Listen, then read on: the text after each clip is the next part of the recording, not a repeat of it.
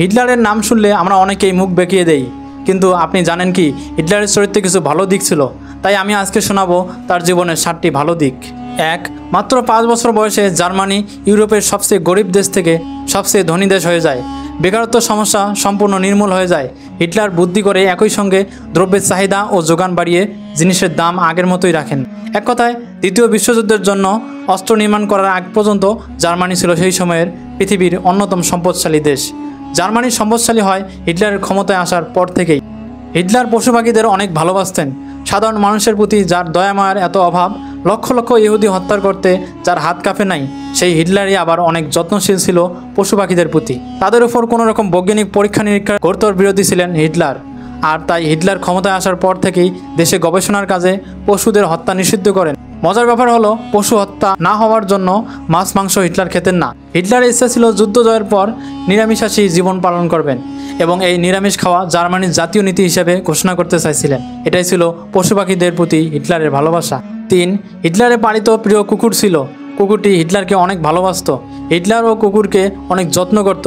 দ্বিতীয় বিশ্বযুদ্ধের পর হিটলার আত্মহত্যা করার আগে কুকুরটিকে হত্যা করেন, যাতে তাকে ছাড়া কুকুরটিকে কষ্ট করে বেঁচে থাকতে না হয়। হিটলার একজন চিত্রশিল্পী হতে চাইতেন রাজনীতিতে প্রবেশের আগে।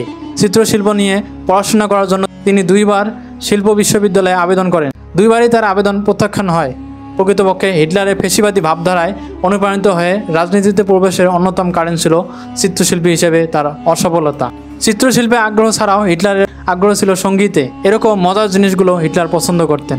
হিটলার জার্মানিতে তার সরকার প্রধান হওয়ার পরপরই তিনি সমস্ত আন্তর্জাতিক ধার বাতিল করে দিয়ে জার্মানির নিজস্ব মুদ্রা চালু করেন এবং একটি জাতীয় অর্থনৈতিক প্রকল্প তৈরি করেন সাধারণ মানুষদের জন্য। সেই প্রকল্পে তিনি বিভিন্ন জনকল্যাণমূলক কাজ করেন। এতে সমাজের দরিদ্র গরিব মানুষদের অনেক জীবনমান উন্নয়ন হয়। কম বয়সে অতিরিক্ত ধূমপান করতেন হিটলার নিজেই, কিন্তু জার্মানির প্রেসিডেন্ট হওয়ার পর থেকেই তিনি উল্টা ধূমপান বিরোধী হয়ে পড়েন।